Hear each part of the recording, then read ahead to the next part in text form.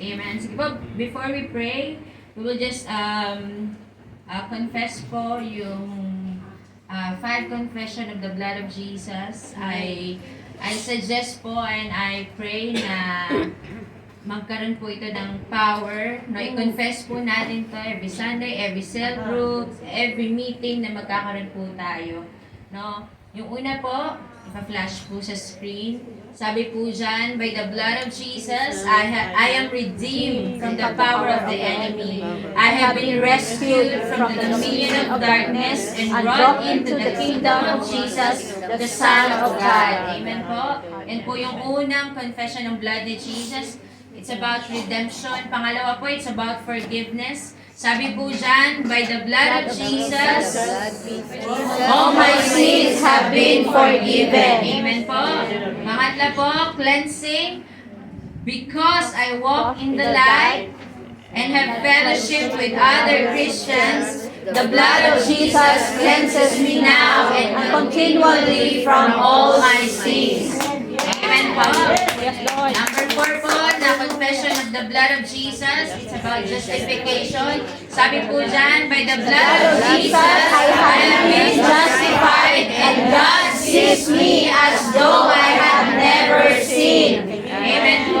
Panglima po, it's about sanctification, and by the blood of Jesus, I am sanctified and set apart for God. Amen po. Sige po, palakpakan po natin si Lord. Let us pray po, Lord. Just wanna honor you. Just wanna magnify you.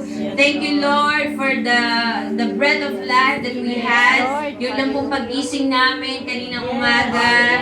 Meron pong power yon. May pinaparating ka. Meron kaming purpose. Meron kayong gustong sabihin sa amin. And Lord, thank you for the vision na binibigay niyo po sa amin. Ang panalangin po namin, Panginoon, is that your blood is mag-manifest sa buhay po namin, i-set apart kami, i-justify kami, lagi kaming ma-remind, Lord, that kami po ay niligtas nyo, kami po ay dinala nyo from sa dilim, sa liwanag, Panginoon, sa marumi, sa papunta sa kalinisan, Panginoon. Kaya Lord, I pray that in this place, yung presensya mo, Panginoon, ay manatili. That in this place, the power of your blood will manifest. Healing will manifest. Transformation will manifest, oh God. Salamat po, Panginoon. Freedom, restoration, renewal of mind will manifest, oh God. Lord, hindi po aksidente that we are here in this place. Wala pong aksidente sa inyo, Panginoon.